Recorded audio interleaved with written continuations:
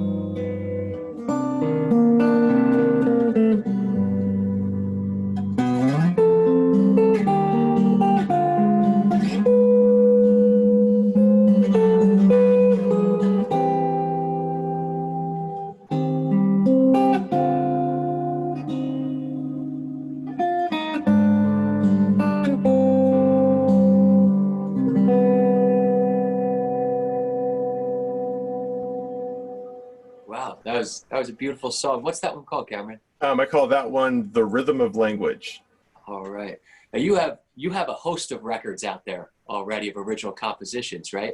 Yeah, yeah. I guess I've got I don't know, about seven, maybe. Yeah. I mean, it goes back to 2004.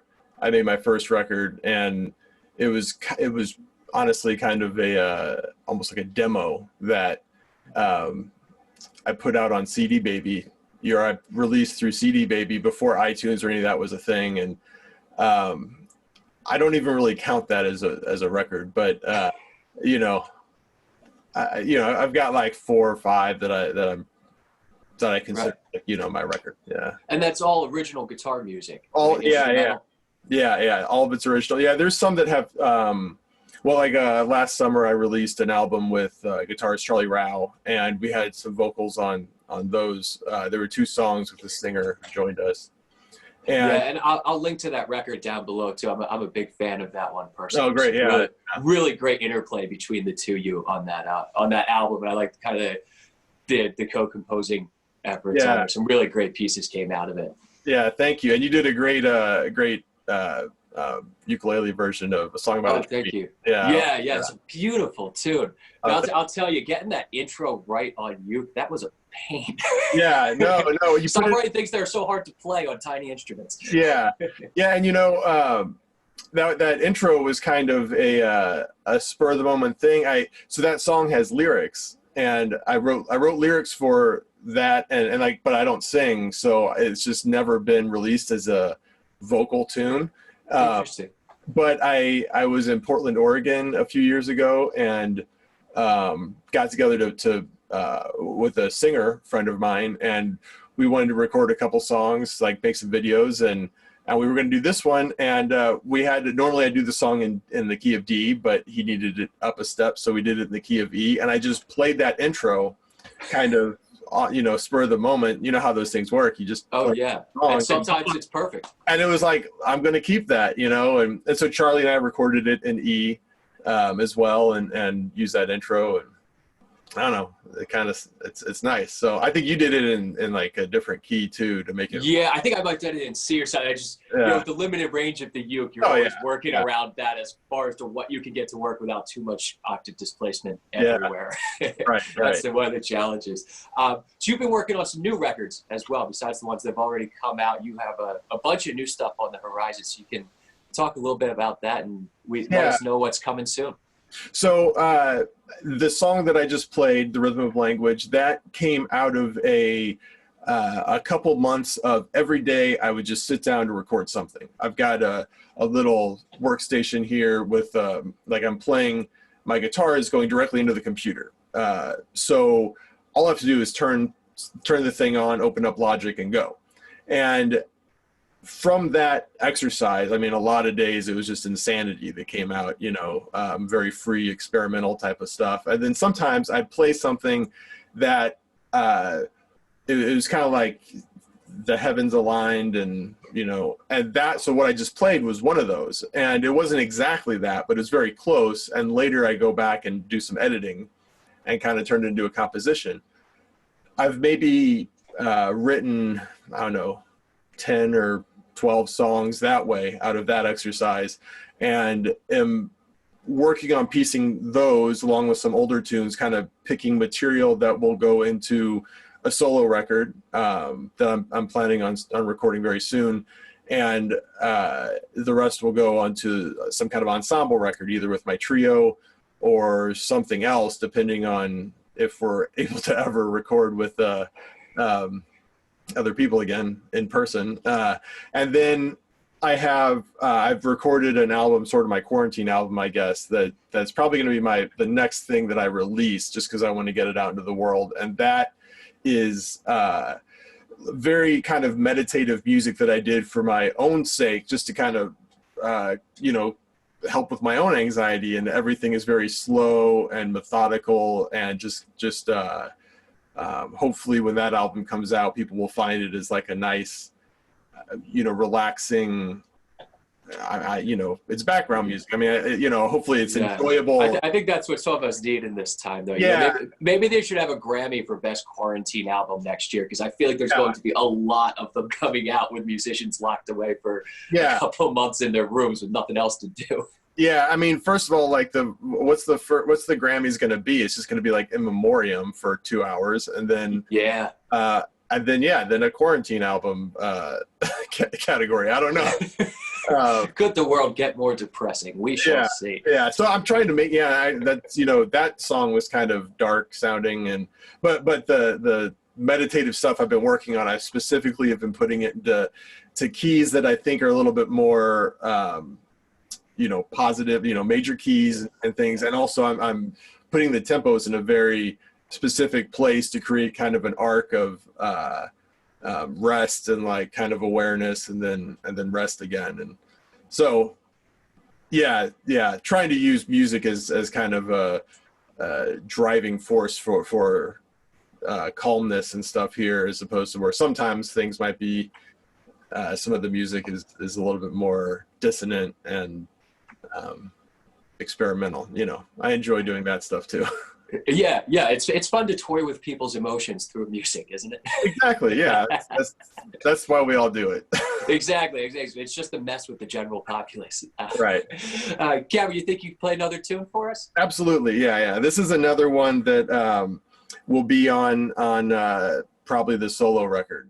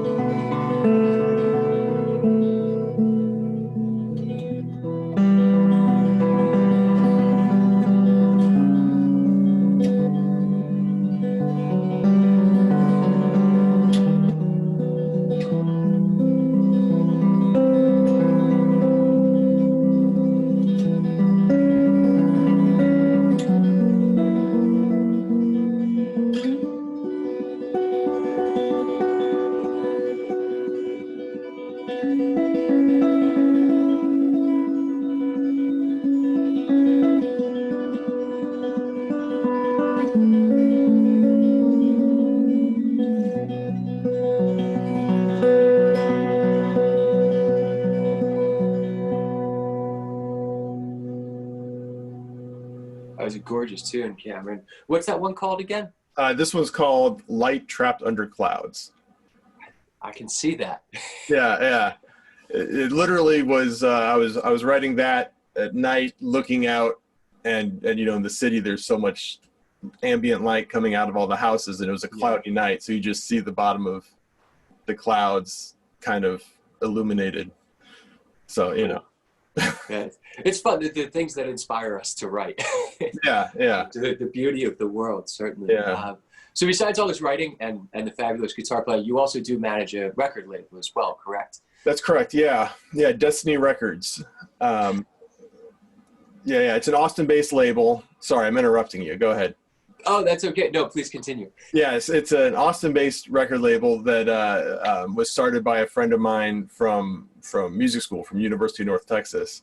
And it's basically three of us who all went to school at University of North Texas together. The other two guys, Mike Shields is the owner, and George Shalda is the engineer.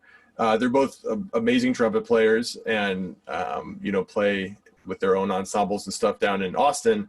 And then I'm up here kind of managing the day-to-day operations or week-to-week operations or whatever. But it's musician run. We try to keep it, you know, the focus is on just making good art and like working with artists who can, you know, who will be involved with us, but like we're kind of their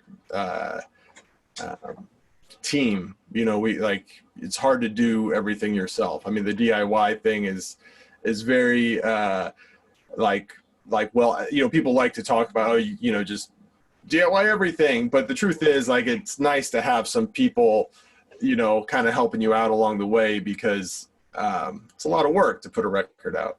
It really is. And I think a lot of people don't understand just how much goes into making a record, because actually producing the music is such a one portion of it, one small portion of it, because there's so much back end work going on. And I'm a huge believer in the do-it-yourself community as well, and I do a vast majority of my own work. But having a team there and a structure to help you along, and people that understand that side of the industry, is something that can be so beneficial for performers, and also allow the performers to focus more on their art instead of, you know, focusing on all the mundane tasks and the back end work and management and all that, which is a wonderful thing.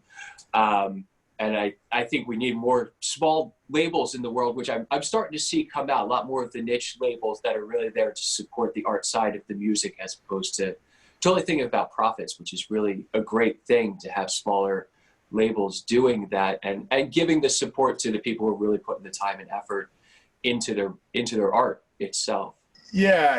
And I mean, profits are I mean, yeah, a joke at this point. What are those? Yeah, you know, I mean, so, you know, but it's been interesting, because this is a time where artists are suffering, you know what I mean? I've lost all my gigs. I'm sure you've lost all your gigs. Oh yeah. Everybody's lost all their gigs. And for some of us, that's a large portion of our revenue. And, you know, with Destiny, we've been trying to help our artists out as much as we can. And one thing we're doing is, so typically when you make a record and the label is, you know, putting money forward for it, your record has to recoup before you start getting royalties. And in the world of streaming, recouping takes a very long time. So we're saying putting recoupment on hold for anybody who needs it, and paying out the royalties, you know, immediately. And Bandcamp is an excellent way of doing, of supporting artists and labels, because so much of the money goes to, you know, your purchase price goes to the label or the artist. And so, you know, we're trying to help people out by encouraging Bandcamp sales. And we've actually seen we've had a great month, you know what I mean? People have really supported a lot of our artists, and this quarantine has kind of made people who are able to be generous, more generous towards supporting people in the arts. So yeah, and I've seen that as well, and it's a really refreshing thing, because we're all a little scared, but it's nice to see that people are still really valuing the arts, and at a time when so many people are stuck home really throwing support behind that, and also the large amount of people who have decided to take this time to learn an instrument now. And both you and I teach online as well, via Zoom or Skype or what have you. And it's been nice to see some people really transitioning to that, and people who have always wanted to learn and get into music, just taking this time to start that new passion. So I'm hopeful in the long run that maybe this change will be beneficial to the arts, although we have a very tough period ahead of us. But maybe it's helping people just not take it so much for granted that you can always go out, especially in New York where you live. You can go to a corner bar and hear some of the best musicians in the world with everyone talking over top of them, Right. while they play music, which is amazing. And we have, I should not short the Philly music scene as well, that we have, I mean, some of the finest performers I've ever met. And it's the same thing here, that people get a bit spoiled, not understanding just how much effort and how much talent is going into that music that's being created, even just in the corner of the bar, not just on stages. And I think people are actually missing that a little bit.